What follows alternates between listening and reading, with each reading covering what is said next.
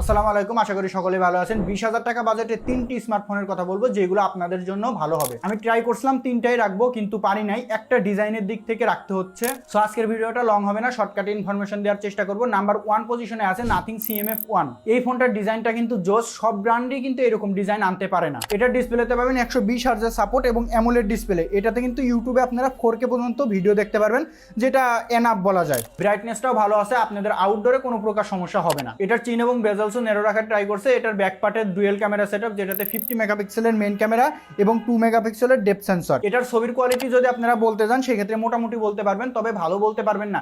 এই রেঞ্জে যে ফোনগুলো আছে 20, 22, 23,000 টাকায়, এইগুলা কিন্তু ক্যামেরার দিক থেকে যদি আপনি অন্যদের সাথে তুলনা করতে যান সেক্ষেত্রে আগায় থাকবে, তবে পারফরমেন্সের দিক থেকে এটা আগায় থাকবে। আমরা এখানে ক্যামেরা কিন্তু একটু খারাপ দেখতেছি, কারণ এটার ছবির কোয়ালিটি অতটাও ভালো না, ডিটেলসের অভাব দেখা যায়। শার্পনেস বা ক্লিয়ারিটিটা একটু বেশি করে দেয়, যেটা কিন্তু ন্যাচারাল টোনটা আমাদের সবার কাছে কিন্তু বেশি ভালো লাগে। সো সেই ক্ষেত্রে ক্যামেরাকে আমি এখানে পিছায় রাখতেছি। এখানে প্রসেসর হিসেবে ব্যবহার করছে মিডিয়াটেকের ডায়মন্ডসিটি 7300। এটা কিন্তু ভালো একটা প্রসেসর। এটার আন্তত স্কোর প্রায় 6 লাখের উপরে। এখানে আপনি পাবজিতে সর্বোচ্চ 60 FPS পর্যন্ত খেলতে পারবেন। এটা কিন্তু হিট জেনারেটটা কম হয়, এটা সব থেকে ভালো পার্ট। তবে এটার লুকের কারণে আরও বেশি ভালো লাগে।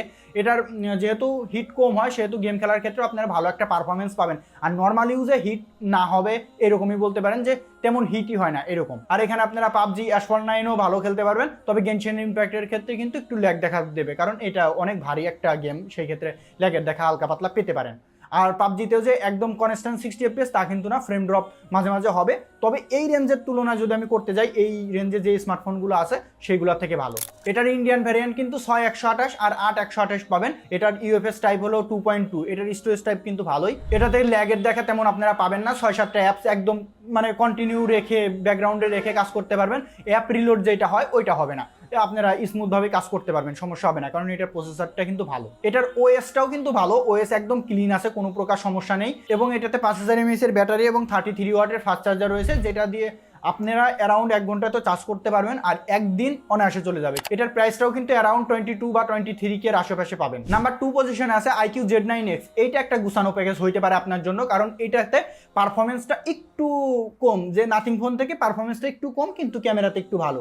যারা ক্যামেরা আর পারফরমেন্স দুটো একসাথে চাচ্ছেন তাদের জন্য এটা ভালো হবে। আর যারা একদম গেমিংয়ের জন্য বা ওভারঅল এক্সপিরিয়েন্সটা উন্নত করতে চাচ্ছেন যে অ্যান্ড্রয়েডের সাথে, তাদের জন্য নাথিং ফোনটাই ভালো হবে। এটার ডিসপ্লেতে 120 হার্জের সাপোর্ট এবং IPS LCD প্যানেল রয়েছে। এটাতে কিন্তু 1000 নিটস পর্যন্ত ব্রাইটনেস পাবেন, যেটা আউটডোরে দেখতে খুবই ভালো লাগবে। এটা কিন্তু ফুল HD প্লাসের একটা ডিসপ্লে। আর এখানে যদি IPS LCD মনে করেন যে খুবই খারাপ দেবে, তা কিন্তু না। কালার কন্ট্রাস্টটা একদম সুপার অ্যামোলেডের মতোই দেবে, তবে নামে খালি পার্থক্য। তবে এইটার কোয়ালিটি, IPS এর কোয়ালিটি যে ইমপ্রুভ করা যায়, এটা কিন্তু তার প্রমাণ। এটার কিন্তু টাচ রেসপন্সটাও ভালো, আপনি 6 থেকে 7টা অ্যাপস একদম অনায়াসে চালাইতে পারবেন, কোনো প্রকার সমস্যা বা ল্যাগ হবে না। তবে হালকা পাতলা যে ফ্রেম ড্রপ হবে না তা কিন্তু না, হালকা পাতলা একটু ফ্রেম ড্রপ হইতে পারে। এটাতে প্রসেসর হিসেবে ব্যবহার করছে কোয়ালকম স্ন্যাপড্রাগন 6 Gen 1। এটা কিন্তু অনেক ভালো প্রসেসর, বর্তমানে 6S Gen 3 যেটা, ওইটার কেউ বিট করার মতো একটা প্রসেসর। সো এই প্রসেসরটাও অনেক ভালো। এটার আন্তত স্কোর 5,58, মানে 5.5 লাখের উপরে। এটাতেও কিন্তু গেম খেলার সময় আপনারা ভালো একটা পারফরমেন্স পাবেন। এখান থেকে 60 FPS পর্যন্ত পাবজিতে সাপোর্ট পাবেন, এবং free fire, call of duty, asphalt 9 এগুলো কিন্তু ভালোই হ্যান্ডেল করতে পারতেছে, কোনো প্রকার সমস্যা বা ল্যাগের দেখা আপনারা এখানে পাবেন না। তবে একদম কনস্ট্যান্ট যে 60 FPS তা কিন্তু আমি বলবো না, কোনো ফোনের ক্ষেত্রেই বলা যায় না, কারণ অ্যাপেলেও এই 60 FPS ড্রপ করে। সো সেই ক্ষেত্রে আমি একদম হাই যে বলে দিলাম যে 60 FPS পাবে তা কিন্তু না, কিছুটা ড্রপ করবে। তবে আপনারা এখান থেকে ভালো পারফরমেন্স পাবেন যদি আপনি বিবেচনা করতে যান। তবে 40,000 টাকার সাথে যদি এই 20,000 টাকার বিবেচনা করেন, সেক্ষেত্রে কিন্তু আপনার বোকামি হবে। সো আপনার বিবেচনা করতে হবে 20,000 থেকে 25,000-এর ভিতরে যে ফোনগুলো আছে তাদের সাথে। এখানে 50 মেগাপিক্সেলের একটি মেইন ক্যামেরা এবং 2 মেগাপিক্সেলের ডেপথ সেন্সর ব্যবহার করছে। এটার ছবির কোয়ালিটিগুলো মোটামুটি ভালো, শার্প আর ক্লিয়ারিটি করে, মানে শার্প আর ক্লিয়ার একটু বেশি মোটামুটি দেয়, একদম খারাপ দেয় তা কিন্তু না। তবে আপনি যদি প্রথম ফোনটাতে নাথিং ফোনের সাথে বিবেচনা করেন, সেক্ষেত্রে এইটার ক্যামেরা কোয়ালিটিটা একটু আগায় থাকবে। নাইট মুড যদি অন করে ছবি তোলেন, সেক্ষেত্রে রাতের বেলার ছবিগুলো ভালো পাবেন। যদি নাইট মুড অন না থাকে, সেক্ষেত্রে কিন্তু নয়েজটা থাকবে এবং ক্লিয়ার আর শার্পনেস ডিটেলসের অভাবও থাকবে।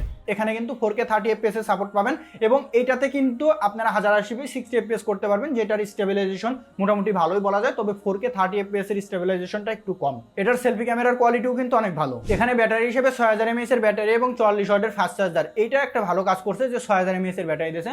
সো 6000 mAh এর ব্যাটারির কারণে আপনারা একদিন প্লাসের সাপোর্ট পাবেন, এবং চার্জ হইতেও কিন্তু বেশি সময় লাগবে না। আর এখানে স্টোরেজ হিসেবে পাবেন UFS 2.2, এটাও কিন্তু মোটামুটি ভালো, তবে একটু বাড়ানো উচিত। বর্তমান সময়ে অনেকেই মানে এই রেঞ্জে যা আছে সব 2.2 দেয়, একটু বাড়াইলে হয়তো বা একটু ভালো হবে আরো। এটার 6/128GB ভ্যারিয়েন্ট যেটা, সেটার প্রাইস পড়বে আপনার 18 থেকে 19,000 টাকা, আর 8/128 পড়বে 21 থেকে 22,000 টাকার ভেতরে। নাম্বার 3-তে হলো টেকনো স্পার্ক 30 প্রো। এইটাকে আমি রাখছি, এর সাথে আমার আরেকটা রাখা উচিত ছিল, আমি ওইটা একদম লাস্টে শুধু বলে দেবো নামটা, কারণ আমি জানি ওইটা এটার সাথে অতটা বিট করতে পারবে না গেমিং এর দিক থেকে, কিন্তু গেমিং ছাড়াও যারা নিতে চায় তাদের জন্য এটা ভালো হবে। এখানে ডিসপ্লেতে 120 হার্জের সাপোর্ট, অ্যামোলেড ডিসপ্লে পাচ্ছেন এবং 1700 নিটস পর্যন্ত পিক ব্রাইটনেস পাচ্ছেন। এটা কিন্তু ব্রাইটনেসটা হাই এবং আপনাদের আউটডোরেও কোনো প্রকার সমস্যা হবে না। 1200-1300 উপরে যদি কোনো ব্রাইটনেস দেয় সেক্ষেত্রে আর কোনো সমস্যা হওয়ার কথা না। এটার ডিজাইনটা কিন্তু ইউনিক, একদম খেলনা খেলনা লাগতে পারে অনেকের কাছেই। এটার পিছনে কিন্তু মানে ফিঙ্গার ম্যাগনেটিক, যে ফিঙ্গার দিলে সাপটাপ পড়ে যায়, সো আপনারা এই ক্ষেত্রে কেসটা ব্যবহার করবেন, সব থেকে ভালো হবে। এখানে ক্যামেরাতে ব্যবহার করছে 108 মেগাপিক্সেলের ক্যামেরা, যেটার ছবির কোয়ালিটি ভালো, তবে লো লাইটে ডিটেলসটা কম পাওয়া যায়, স্মুথ করে দেয় ছবিটাকে।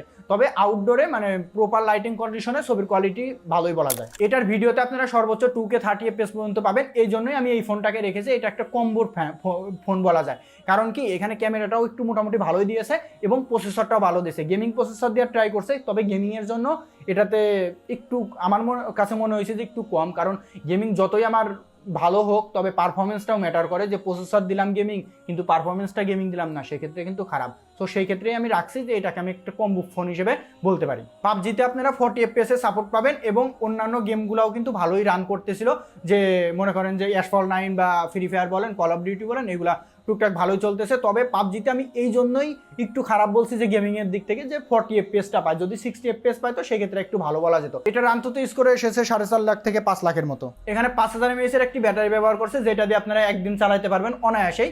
আর এখানে স্টোরেজ আপনারা 8/128 পাবেন, যেটার প্রাইস পড়বে 20 থেকে 21,000 টাকা। সো এটাও কিন্তু UFS স্টোরেজ টাইপটা, UFS 2.2। সো এটাও ভালোই বলা যায় যে আপনারা অ্যাপস চালিয়েও মজা পাবেন, যে 6-7টা অ্যাপস নিয়ে কাজ করতে পারবেন, ল্যাগের দেখা খুবই কম পাবেন। এবং যদি ডিটেলসে ওভারঅল বলতে হয় তাহলে এটাকেও ভালোর দিকে রাখা যায়। আমাদের তো 3টা ফোন বলা হয়ে গেল, এখন আমি লাস্টে একটা ফোন বলতেছি, যারা ডিজাইনটা একটু বেশি প্রেফার করে তাদের জন্য বলে দেই।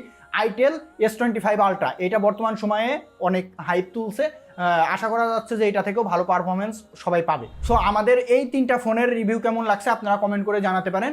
আর আমাদের কি এর ভিতরে আরও অন্য কিছু অ্যাড করা উচিত ছিল কিনা, বা আপনারা একটা বাই একটা কম্পারিজন ভিডিও চান কিনা, সেটাও আমাদের কমেন্ট করে জানাতে পারেন। আজকের মতো এই পর্যন্তই, দেখা হবে আর একটা ভিডিওতে। ততক্ষণ পর্যন্ত আল্লাহ হাফেজ।